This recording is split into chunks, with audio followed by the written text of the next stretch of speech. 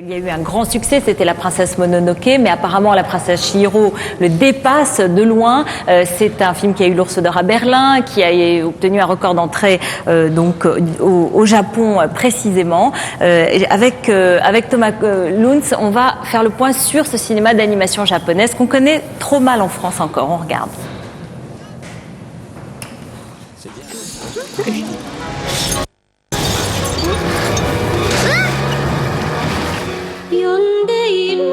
Le voyage de Chihiro d'Hayao Miyazaki, un des plus gros succès de l'histoire du cinéma japonais avec 18 millions d'entrées, arrive en Europe auréolé d'un ours d'or au Festival de Berlin.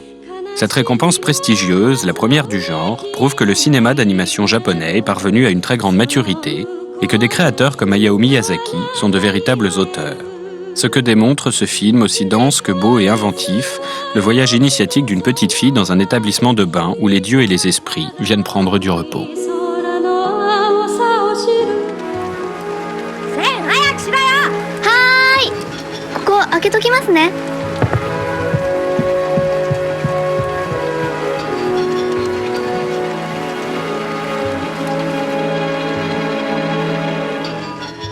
Si l'animation japonaise fut longtemps associée à des produits télévisés pauvres et bas de gamme, on a pu se rendre compte, en particulier depuis l'étonnant Akira, que de véritables auteurs avaient émergé et parvenaient à se libérer des contraintes imposées par les studios.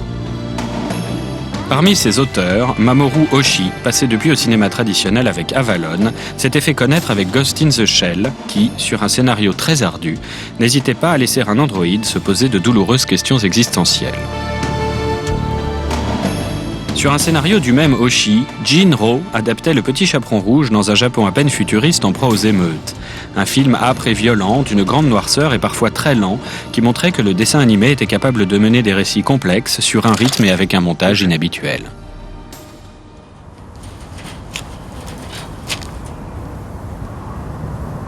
Konomama.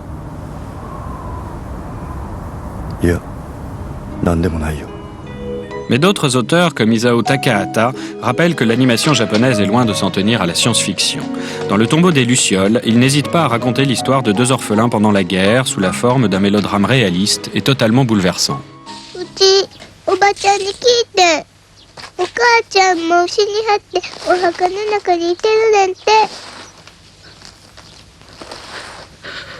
Dans un autre genre, et du même Takahata, mes voisins les Yamada s'en tient à un graphisme simplissime rehaussé d'aquarelle pour raconter l'histoire d'une famille japonaise et en brocarder les travers.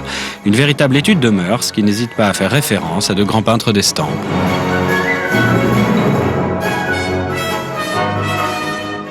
Quant à Hayao Miyazaki, si sa très longue filmographie est encore peu connue chez nous, on avait pu voir des films comme Porco Rosso, qui montrait son attachement à la littérature occidentale, puis Mon voisin Totoro, qui témoignait de ses interrogations subtiles sur l'enfance.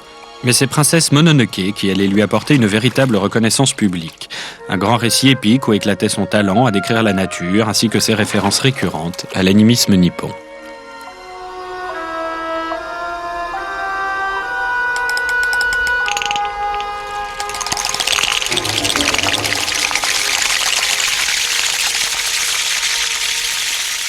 C'est dans ce même registre que s'inscrit Le Voyage de Chihiro, sorte d'Alice au pays des merveilles japonais. Un film qui, selon l'auteur, serait destiné aux petites filles de 8 ans, mais qui par sa grâce et son inventivité s'adresse à tout le monde. Et s'il fallait achever de convaincre qu'Hayao Miyazaki est un véritable cinéaste, il suffirait peut-être de rappeler l'admiration que lui vouait le grand Kurosawa lui-même, une autre manière de dire que le cinéma d'animation japonais est depuis longtemps du cinéma à part entière.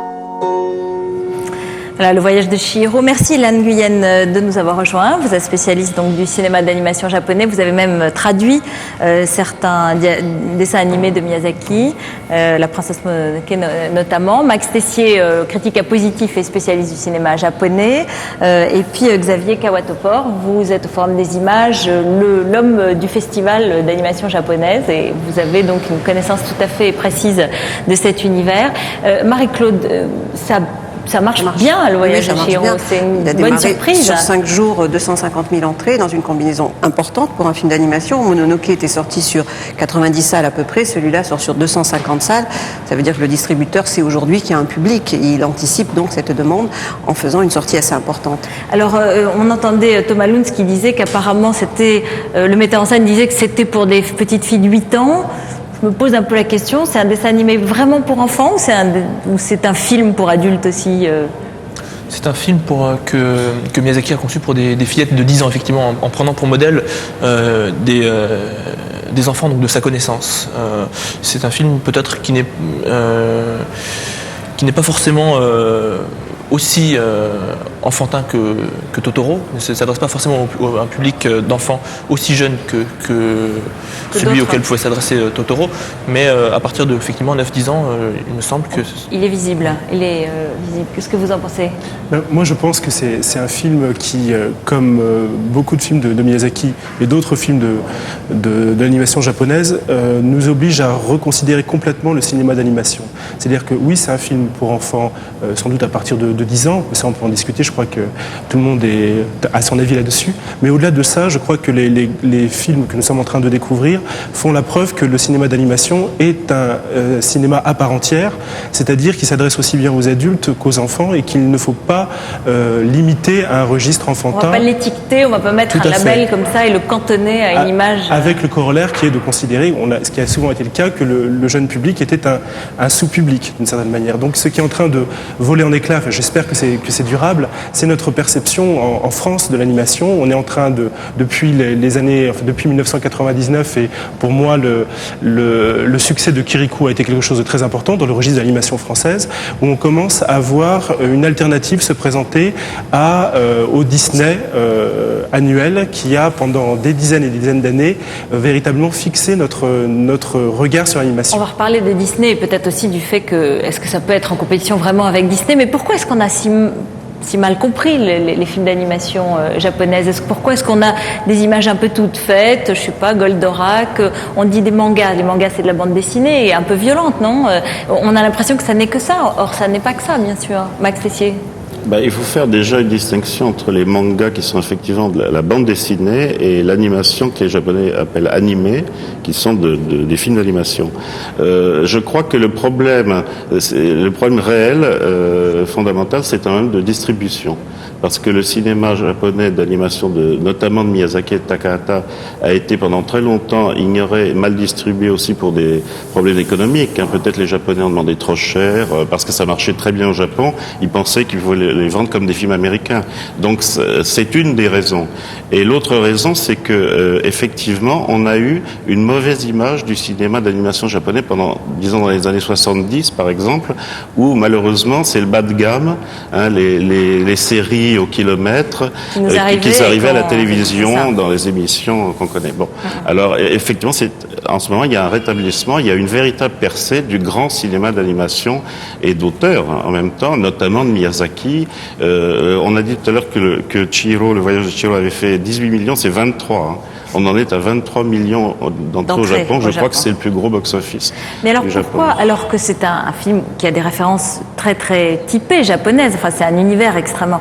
Pourquoi est-ce que ça peut nous toucher? Est-ce que, peut-être, Monsieur Nguyen, vous pourrez nous expliquer, est-ce qu'il y a des références très précises à la culture japonaise ou est-ce que c'est un univers beaucoup plus large? Il y a des références très, très précises à la culture japonaise, ça c'est évident, des choses qui nous échappent au premier chef, mais ce sont des références qui sont beaucoup plus ludiques que ça pouvait être le cas par exemple dans Totoro ou dans Princesse Mononoke. C'est quelque chose qui est beaucoup plus libre et qui s'adresse... Dans la Princesse Chihiro, dans le voyage de Chihiro. Oui, tout à fait. Et donc ce sont des références qui sont parlantes de façon immédiate pour un public japonais, mais pas forcément de façon consciente, pas forcément de façon très référencée. Il y a des figures comme ça divines, des esprits de toutes sortes, qui ne sont pas forcément des choses qui sont cataloguées. Et donc il y a une certaine liberté de création. Il joue avec finalement un fond culturel qui sera parlant pour un public japonais. Il y a des références qui seront parlantes pour un public occidental et pas forcément pour un public japonais. Il y a une sorte de liberté dans ce débordement d'images. Un sens qui peut toucher, effectivement, qui touche du coup tout le monde. Vous êtes d'accord? Oui, moi je suis d'accord avec ça. Mais pour revenir sur la question de l'image de l'animation japonaise qui a changé depuis quelques années, qui en passe de changer, c'est vrai que vous avez raison de dire qu'il y a une responsabilité sans doute de la distribution, mais de manière plus vaste, je crois qu'on s'est établi. Nous avons, avec un certain nombre d'a priori, fixé une image de l'animation japonaise qui a été simpliste et qui fait qu'effectivement on s'est focalisé sur des phénomènes comme Goldorak, en évacuant aussi le fait que tout à l'heure on peut parler des antécédents de la production. Porco Rosso est un film qui est sorti en France en 95, qui est aussi de Miyazaki. Qui est aussi un film de Miyazaki et qui est passé assez inaperçu aussi par rapport à la critique, parce qu'il y a un moment donné où l'idée française de l'animation n'était pas forcément prête à accepter ce type de cinéma-là. Mais avant qu'on écoute les critiques dans un instant avec vous, Ariel, Miyazaki qui veut absolument pas être comparé à Disney, et évidemment il n'y a pas les bons sentiments habituels, c'est beaucoup plus compliqué, c'est plus difficile, c'est douloureux. Il fait quand même son parc d'attractions au Japon. Je crois que vous y êtes allé. Oui. Ça c'est amusant, non? C'est un musée. C'est plus un musée qu'un parc d'attractions. C'était un bâtiment qui est destiné au public enfantin, donc effectivement qui, dans l'esprit un petit peu de ces films, est destiné à ce que les enfants puissent finalement faire une expérience un peu concrète, proche effectivement de ce qu'on peut voir et par rapport à la création d'un film d'animation. C'est quelque chose qui se distingue, je crois, assez nettement d'un parc à thème banal sur le modèle disneyen. Mais effectivement, le problème aujourd'hui, je crois, en France, c'est qu'on s'aperçoit effectivement que dans le domaine du cinéma d'animation, existent des créateurs qui correspondent à l'idée qu'on a ici de ce qu'est un auteur. Et donc on est contraint un petit peu de réviser une position de principe qui a été très très dure pendant très longtemps. Le problème, c'est que cette révision de jugement, j'ai pas l'impression qu'elle s'accompagne d'une meilleure connaissance finalement du travail de ces réalisateurs, parce que en tant que tel, le cinéma d'animation repose sur des contraintes qui sont différentes de la prise de vue réelle, et le cadre, le prisme de la notion d'auteur, je ne crois pas qu'il rende compte. On est là aussi un peu pour ça, et donc on essaye d'aider à cette connaissance dans la mesure du possible. On va parler peut-être de la concurrence avec Disney plus tard. Ariel, la critique aime beaucoup. Mais la critique aime beaucoup, d'autant que finalement c'est dans un domaine incritiquable qui est le domaine du rêve, et c'est tellement bien fait et c'est tellement personnel que c'est difficile à critiquer. Mais c'est vrai qu'on sort un petit peu de l'enfer du Club Dorothée pour l'animation japonaise et on se rapproche un petit peu vers une meilleure connaissance. Alors il y a les cahiers du cinéma qui sont absolument enthousiastes sur ce conte, ce voyage immobile. Et puis il y a des magazines aussi qui vont au plus simple, comme Elle, qui dit c'est le Bambi de la génération Bobo, ce qui est une allitération en B, qui évidemment sonne bien, mais est une insulte à l'esprit. Et puis il y a aussi les journalistes qui font un peu en quelque sorte leur mea culpa schizophrénique, comme Libération, qui dit c'est dégueulasse, l'animation japonaise était peu connue, c'est dû à la tiédeur de la critique.